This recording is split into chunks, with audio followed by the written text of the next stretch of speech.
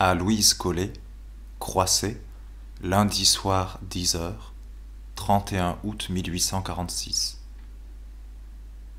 Nous sommes donc toujours tristes, pauvre ange. Pourquoi t'affecter à plaisir, t'affliger outre mesure?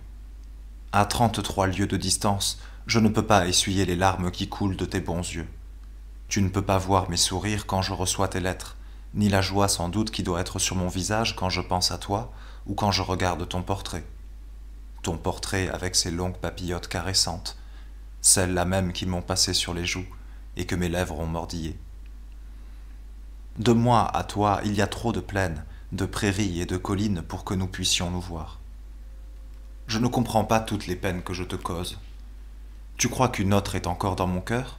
Qu'elle y est restée et si éclairée que tu n'as fait que passer dans son ombre? Oh, non pas, non pas. Sois-en donc convaincu une fois pour toutes. Tu parles de ma franchise cynique. Sois conséquente, crois-y, à cette franchise.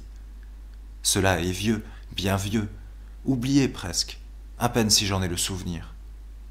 Il me semble même que ça s'est passé dans l'âme d'un autre homme. Celui qui vit maintenant et qui est moi ne fait que contempler l'autre qui est mort. J'ai eu deux existences bien distinctes. Des événements extérieurs ont été le symbole de la fin de la première et de la naissance de la seconde. Tout cela est mathématique. Ma vie active, passionnée, émue, pleine de soubresauts opposés et de sensations multiples, a fini à 22 ans. À cette époque, j'ai fait de grands progrès, tout d'un coup, et autre chose est venue. Alors j'ai fait nettement pour mon usage deux parts dans le monde et dans moi. D'un côté l'élément externe que je désire varié, multicolore, harmonique, immense, et dont je n'accepte rien que le spectacle d'en jouir. De l'autre l'élément interne, que je concentre afin de le rendre plus dense, et dans lequel je laisse pénétrer, à plein effluve, les plus purs rayons de l'esprit par la fenêtre ouverte de l'intelligence. Tu ne trouveras pas cette phrase très claire. Il faudrait un volume pour la développer. Néanmoins, je n'ai renoncé à rien de la vie, comme tu sembles le croire. J'ouvre, tout comme un autre, les narines pour sentir les roses et les yeux pour contempler la lune. Amour et amitié, je n'ai rien rejeté. J'ai au contraire pris des lunettes pour les distinguer plus nettement. Fouille-moi tant qu'il te plaira, tu ne découvriras rien qui doive t'attrister, ni dans le passé, ni dans le présent. Je souhaiterais que tu pusses lire dans mon cœur. Les larmes de doute et d'accablement que tu répands se changeraient en larmes de joie et de bonheur. Oui, je t'aime, entends-tu? Faut-il le crier plus fort encore? Mais si je n'ai pas l'amour ordinaire qui ne sait que sourire, est-ce ma faute?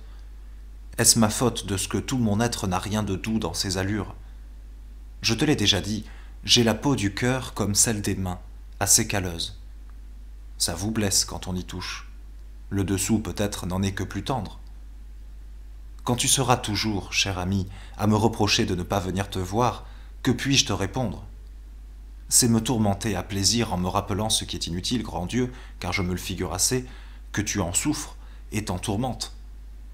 Si je pouvais, si, toujours ce maudit conditionnel, mode atroce par lequel tous les temps du verbe passent. Je suis bien bête ce soir. C'est peut-être l'effet du beau clair de lune qu'il fait. Je viens de me promener sous les arbres, et je t'ai souhaité, appelé. Nous eussions fait une belle promenade, sans nous rien dire, en te tenant par la taille. Je rêvais à la blancheur de ta figure se détachant sur l'herbe verte pâlement éclairée, au bleu de tes yeux humides et pétillants de lumière comme le bleu tendre du ciel de cette nuit. Aime-moi toujours, va. Prends-moi pour un bourru, pour un fou, pour tout ce que tu voudras si tu veux, mais aime-moi encore. Laisse là mes idées en paix. Qu'est-ce qu'elles te font? Elles ne font de mal à personne, et elles me font peut-être du bien. D'ailleurs, comme toutes choses, n'ont-elles pas leur raison d'être? À quoi bon les mauvaises herbes, disent les braves gens? Pourquoi poussent-elles? Mais pour elles-mêmes, pardieu. Pourquoi poussez-vous, vous? Merci encore, des petites fleurs d'oranger. Tes lettres en sont parfumées. Quand j'irai à Paris, je veux garnir ta jardinière des plantes que tu aimes le mieux. Ces pauvres fleurs du moins n'auront pas d'épines. Celles de mon amour ne sont pas de même à ce qu'il paraît. Allons, adieu, adieu. Un baiser, un long, 2 bien longs, 100. La prochaine fois que nous causerons de toi, parle-moi de ton drame, de tes travaux. Travaille, va, et le plus que tu pourras. Le problème n'est pas de chercher le bonheur, mais d'éviter l'ennui. C'est faisable avec l'entêtement. À toi, mon amour, Gustave.